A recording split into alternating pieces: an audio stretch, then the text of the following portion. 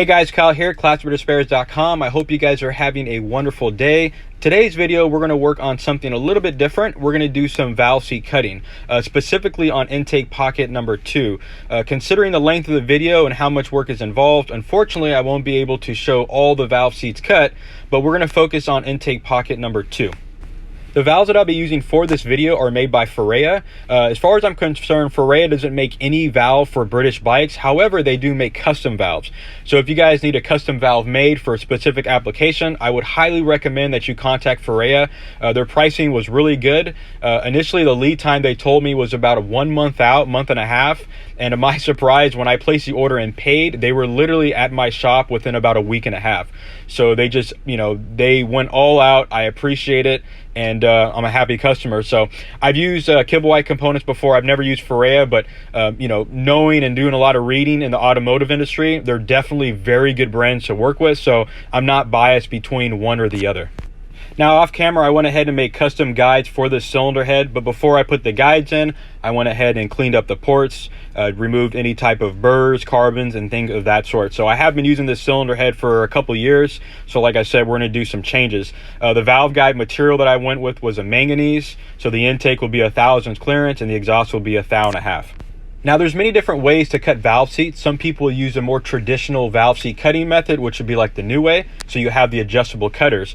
I've used New Way plenty of times. I still use them and I think they're great systems and you get a very accurate and concentric seat. Some people grind, their seats, which is a more traditional way of doing it, again, which is very accurate. But what I'll be using is my Goodson 3D Fast Cut, which is very similar to what's used or what's found on a Surdy. I made the investment to get this kit a few years back. So as you can see, there's a lot of attachments, a lot of cutters and things of that sort. So how the unit works is there's 2 carbide pilots and you'll find the tightest one, you'll put it in the guide, you'll put your blade on the holder, put the holder on the pilot, and then you cut the seat. So it's a very simple system, but you have to have a milling machine to be able to use this. So I will dig into a little bit more detail later on how to use it once I start doing the valve seat cutting. Since I'm going to be focusing on intake pocket number 2, which is just one pocket for the video, I went ahead and grabbed the Ferrea valve and started to inspect it. They put a nice little protector on the valve tip so you don't get any damage. As you might see that there's no dome on the head of the valve, it's completely flat. And the reason why I went with this is because the dome will actually add more volume to your cylinder head. It might not be much, but I will CC the cylinder head at a later time. So I'm really trying to boost up and retain compression as much as I possibly can. And since it's a race bike and you can't really get high compression pistons, I have to start looking at different means and different measures to obtain that. You might not be able to see it in the video, but the actual OD of the valve, Ferrea puts a really nice round radius instead of a chamfer. So that's something that they do on their valves that other manufacturers don't do. So it's a nice finishing touch. All right, first things first, before we do our job, we need to make sure that our table is straight, and this is also known as tramming, using an indicator to make sure that the table is perpendicular to the spindle. So here I am sweeping the indicator. You'll go 360 degrees all the way around, and the goal is to hit 0. After we do that, we're going to spray some Gibbs lubricating oil on the X-axis table, and then we're going to use our stone and stone the table. So basically that gets rid of any burrs, any scratches, gouges, anything that's sitting above the surface that would cause issues of our angle plate or our fixture that's going to be on it. Then we do a quick cleanup and we're good to go. All right, so here's my current setup. I have my angle plate bolted to the table, and then I have my very important fixture that I made a few years back. This fixture is very special to me because I spent a lot of time on it and developed it to make it very versatile. This fixture can hold 350, 500 heads, 650, 750 unit per unit heads. It can pretty much hold any Triumph head, valve seat replacement, valve seat cutting, spark plug thread repair, and exhaust spigot repair. So it's a very, very accurate, very versatile plate, and it's very simple. First thing that we're going to do is we're going to make sure that this plate is running parallel with the table. So again, we're using our Mitutoyo gauge to make sure it's at 0. Now we're going to make sure that the table or the milling machine is level from one side to the other. So I'm using a very accurate gauge. I believe it's a 0.5 thousandths per line. So it's very, very accurate. So I'm going to use it on the right side of the machine and then also on the left side of the machine. So we try to get it as close as we possibly can to 0. Obviously things are not perfect. The gauge does have to be calibrated prior, but this is as close as I possibly can get it. So there's the other side, so you can kind of get an idea of how accurate it is, because this is really important, because this table needs to be parallel, or excuse me, needs to be perpendicular to the valve seat that we will be cutting, and I'll show you a little bit more later on.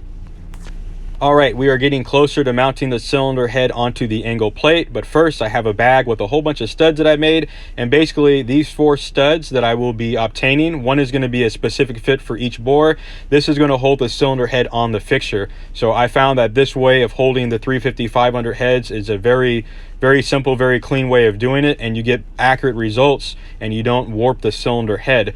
So each stud has to be a select fit, because we want the cylinder head to guide over the studs, not be too loose or not be too tight.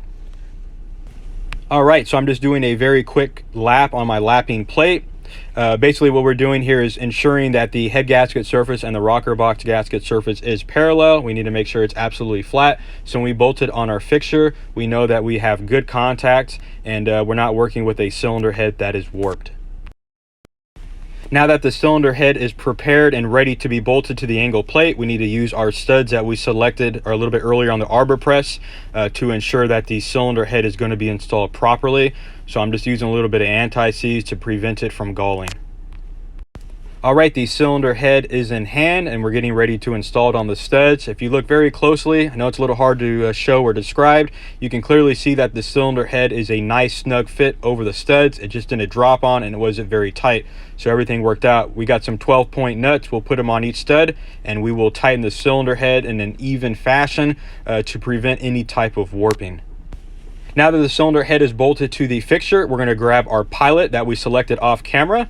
This is a carbide pilot and is a very tight fit in the guide, and I'm just adding some grease for lubricant and to prevent any type of rocking. So I would imagine there's probably about a 1/2 thousandths fit on this pilot, which is really important because the Goodson 3D Fast Cut is going to guide itself on this pilot, which will make the valve seat very accurate. So if you have a sloppy valve guide and you have a sloppy pilot, chances are your valve seat won't be concentric and it will be just as sloppy. So it's very important that you select a pilot that is a snug fit.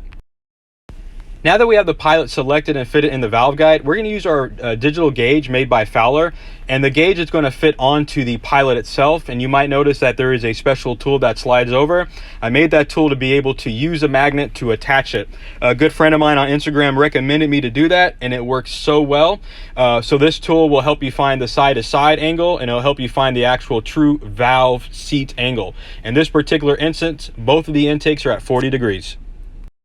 Now that we found the angle, which is 40 degrees, we're going to use our mid-tutorial indicator and we're going to pick up the center of the valve guide bore. All right, let's get into detail of how we're going to cut the valve seat and the preparation that's going to be revolved around this. So the 3D Fast Cut by Goodson comes with a very cool tool holder. This holder, I guess you could call it a fixture. You can hold valves, you can hold pilots, and basically what I'm doing here is I'm trying to index the outside diameter of the valve. And the reason why I want to do this is once I set this fixture up, I'm going to remove the valve and I'm going to install the pilot. It doesn't have to be the same pilot in the guide because all the pilots have the same top OD, or at least the ones that I have, which is 3/8. So we want to make sure that we can find the absolute OD of the valve so we can index the cutter to that same dimension. So what we're trying to prevent is making the seat wider than the actual valve. So you don't want to do that. You don't want to remove unnecessary material. And you also don't want to cut the seat too narrow to where the valve, the 45, is not making contact on the seat. So basically what this fixture does, it allows you to index the valve OD, and then you can set up the Goodson cutter and index the cutter on the point. I'm really sorry if it seems like this is really loaded, but it's kind of hard to explain, but I'm hoping that the video will portray a little bit more of what I'm trying to describe to you. So the Goodson tool holder has a holder that holds the insert or the cutter, and there's different lengths to work with smaller seats or larger seats. So you have to pick one that is close to the size that you're going to use. So the cutter that I will be using is a 45. And as you see, as I explained earlier, I'm using that point to get to the very edge of the cutter, so we have a baseline of where to cut the valve seat and the actual width. So in other words, I'm setting up the cutter for the width of the valve that I will be using. Okie dokie, we have the tool holder in place. We're going to put our guide over the pilot and our bounce spring.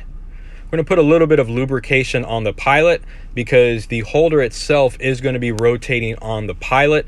There are some Allen screws, I believe 2, that allow you to lock the pilot in place so you can rotate the pilot in the guide. I guess there's all kinds of different ways that you can do it, or use the Goodson 3D Fast Cut. So right here, I am cutting the 45 into the valve seat area. Every time you replace a valve guide, you always have to cut the seats, no exceptions. So right now, I put a little magic marker on the seat prior. We just need to see a 45 that's even and concentric all the way around. Once we get that 45 in place, then we'll start checking the contact on the valve. Now that we have the 45 cut into the valve seat, we are going to lap our valve in place. I'm using 600 grit lapping compound, which is very fine. I do have some magic marker on the valve face, so we're not necessarily lapping the valve in. We just want to see what type of contact that we are currently getting on the valve.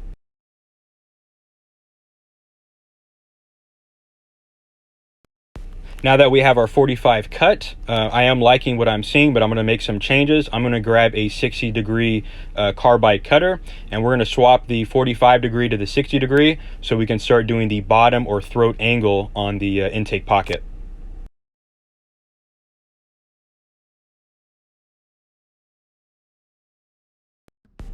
Now that we have the 60-degree cutter installed, we are going to start cutting the bottom or the throat angle. So we're just going to do a few passes. We don't want to do too much, and then we're going to check our work. So you have to be very consistent and very precise. You don't want to just start hogging out material here.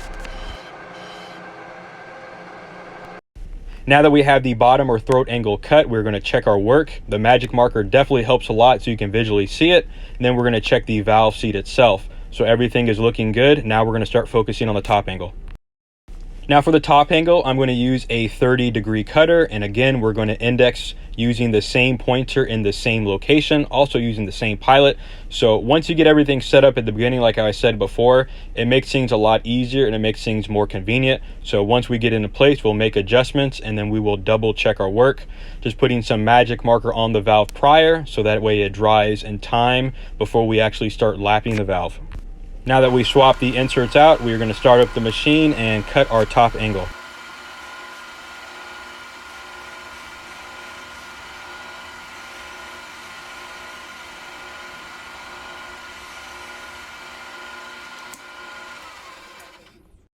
Using the same method as before, we're going to use the 600 grit lapping compound, very fine compound, and we are going to check the contact in which we cut the 45, the 60, and the 30 degree.